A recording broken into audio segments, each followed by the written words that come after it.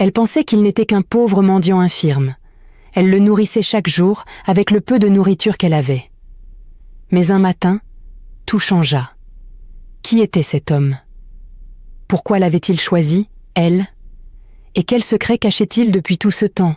Installez-vous confortablement et découvrez cette histoire choquante et bouleversante. C'est l'histoire d'une pauvre fille nommée Esther et d'un mendiant infirme dont tout le monde se moquait.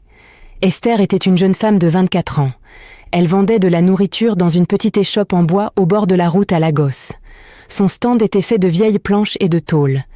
Il se trouvait sous un grand arbre où de nombreuses personnes venaient y manger. Esther n'avait pas grand-chose. Ses sandales étaient usées, sa robe rapiécée, mais elle souriait toujours. Même fatiguée, elle saluait les gens avec gentillesse. « Bonjour monsieur, soyez le bienvenu », disait-elle à chaque client.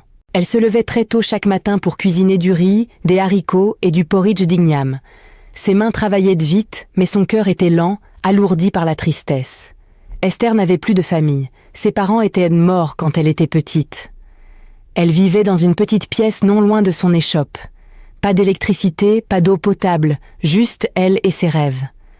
Un après-midi, alors qu'Esther essuyait son banc, son amie Mama Titi passa par là. « Esther, dit Mama Titi, pourquoi souris-tu toujours alors que tu luttes tout comme nous ?»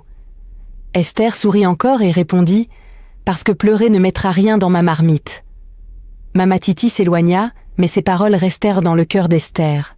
C'était vrai, elle n'avait rien, mais elle donnait quand même à manger aux gens, même quand ils ne pouvaient pas payer. Elle ne savait pas encore que sa vie allait bientôt changer. Chaque après-midi, quelque chose d'étrange se produisait devant l'échoppe d'Esther. Un mendiant infirme apparaissait au coin de la rue. Il venait toujours lentement, poussant son vieux fauteuil roulant avec ses mains. Les roues faisaient un bruit rugueux sur les cailloux. Cric, cric, cric. Les passants riaient ou se bouchaient le nez. « Regarde encore ce sale type », disait un garçon. Ses jambes étaient enveloppées de bandages, son short était déchiré aux genoux, son visage était couvert de poussière, ses yeux fatigués. Certains disaient qu'il sentait mauvais, d'autres qu'il était fou. Mais Esther ne détournait jamais les yeux. Elle l'appelait Papaji. Cet après-midi-là, alors que le soleil brûlait fort, Papaji poussa son fauteuil et s'arrêta devant son échoppe. Esther le regarda et dit doucement « Tu es encore là, Papaji? Tu n'es pas venu hier ?» Papaji baissa les yeux. Sa voix était faible. « J'étais trop faible pour venir. Je n'ai pas mangé depuis 2 jours. » Esther regarda sa table. Il ne restait qu'une seule assiette de haricots et d'igname. C'était la portion qu'elle comptait manger elle-même. Elle hésita un instant, puis, sans dire un mot, elle prit l'assiette et la posa devant lui. « Tiens, mange, » dit-elle. Papaji regarda la nourriture, puis la regarda.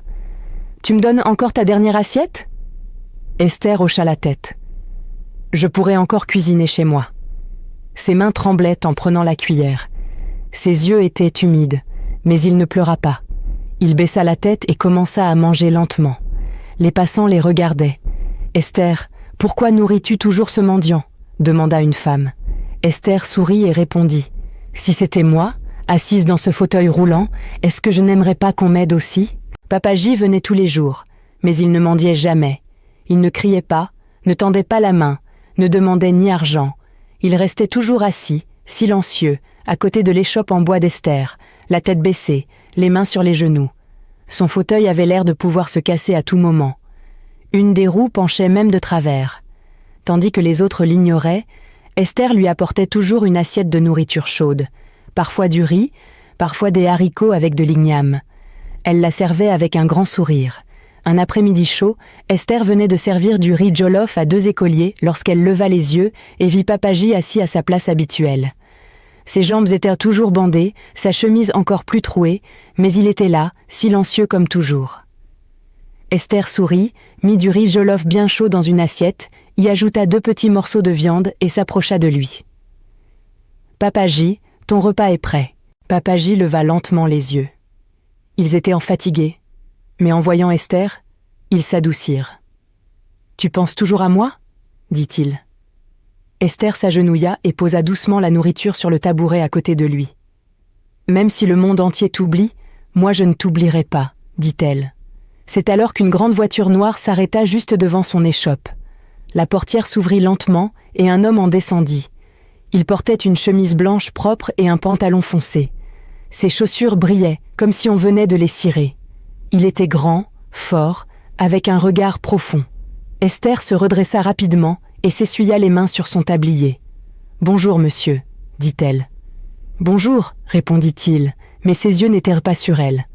Il regardait Papaji. L'homme ne cligna pas des yeux. Il le fixa longuement.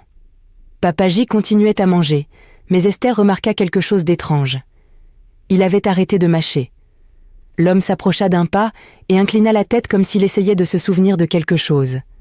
Il se tourna vers Esther et dit « Donnez-moi une assiette de riz jollof avec de la viande. » Esther servit rapidement le plat et le lui tendit. Mais au moment de le prendre, il jeta un dernier regard à Papaji. Cette fois, ses yeux semblaient incertains. Il ouvrit la portière de la voiture, entra sans dire un mot et repartit. Le lendemain matin, Esther se leva tôt. Elle balaya devant son échoppe et nettoya sa table en bois comme d'habitude. Au lever du soleil, elle regardait sans cesse au bout de la route. « À tout moment maintenant, » murmura-t-elle. « Papaji va arriver. » Mais les heures passèrent. Pas de fauteuil roulant, pas de Papaji. À midi, son cœur commença à battre plus vite. Elle marcha jusqu'au bord de l'échoppe et regarda dans les deux directions de la rue. « Où est-il » se demanda-t-elle. Elle demanda à Mama Titi, la femme qui vendait des légumes à côté.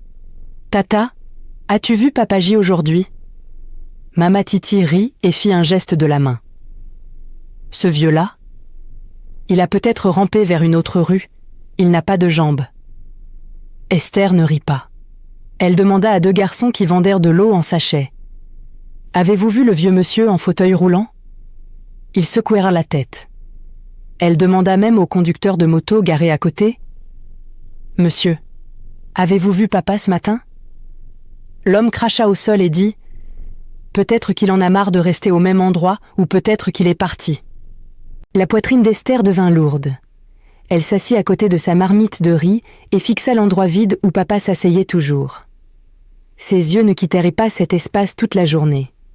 2 jours passèrent encore. Toujours aucun signe de Papaji. Esther ne souriait plus comme avant. Elle servait les clients, mais son visage était triste. Elle ne mangeait presque plus. Même l'odeur de son délicieux riz jollof lui donnait la nausée. Ses pensées revenaient sans cesse à Papaji. « Lui est-il arrivé quelque chose de grave ?» murmura-t-elle. Le soir, elle s'assit seule dans sa petite pièce derrière l'échoppe. Elle tenait dans ses mains la dernière assiette qu'elle lui avait servie et la regardait fixement. « Papaji ne manque jamais un jour, » dit-elle doucement. « Même quand il pleut, même quand il est malade. Alors pourquoi maintenant ?» Elle se leva, ouvrit sa petite fenêtre et regarda la rue. Une brise froide entra dans la pièce. Ses yeux se remplirent de larmes.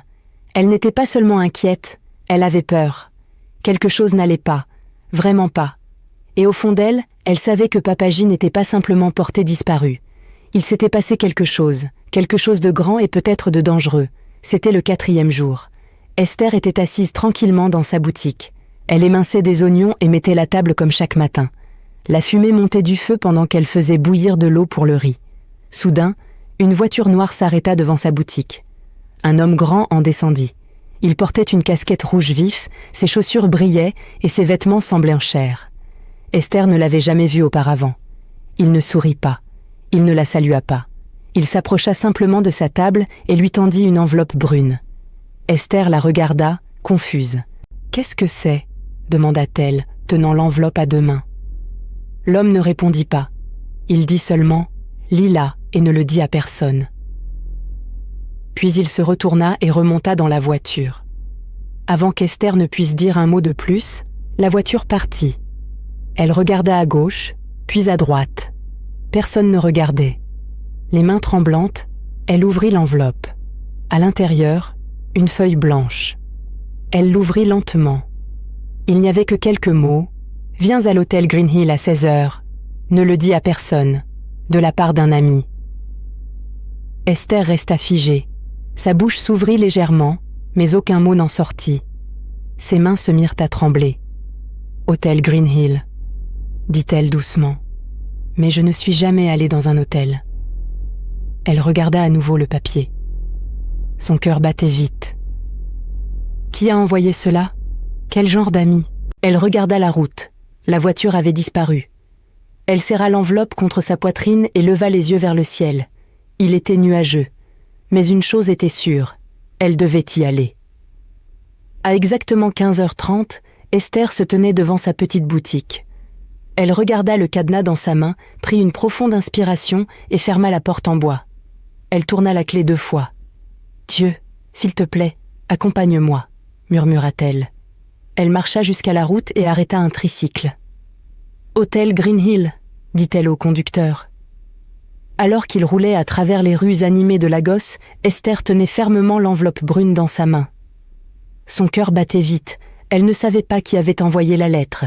Elle ne savait pas ce qui allait se passer. Mais au fond d'elle, elle savait que ce jour n'était pas un jour ordinaire. Quelques minutes plus tard, ils arrivèrent devant la porte de l'hôtel. Esther leva les yeux.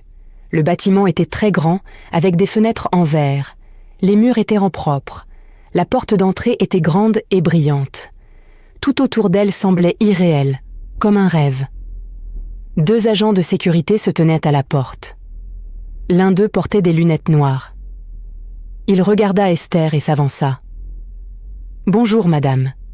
Qui venez vous voir ?» Esther ouvrit lentement la bouche.